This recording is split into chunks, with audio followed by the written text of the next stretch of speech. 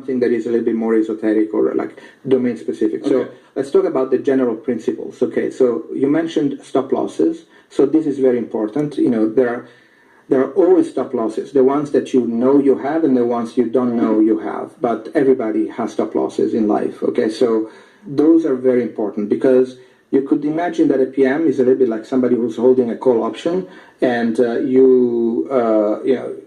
the PM who's losing money has kind of an incentive to go for broke maybe sometimes, but a stop loss is effectively a sort of a primitive tail risk management tool on the left tail of a PM. So that's very important.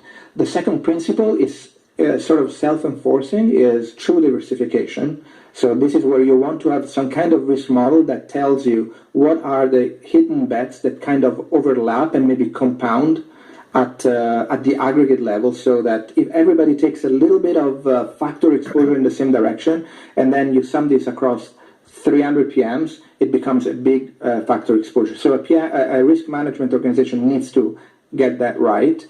The third thing is making sure that people stay in scope. Okay, so it seems trivial, but actually that requires a lot of domain expertise. So understanding the trades, what can go wrong from an operational standpoint, microstructure standpoint. Is this factor drift risk as well? Or I would say that scope is more like factor drift, or in general strategy drift, not only factor, but whereas being in scope is more of pure strategy drift, or just taking risks that a portfolio manager would be possibly aware of, but that maybe the head of the hedge fund, because he's not an expert in that area, is not so aware.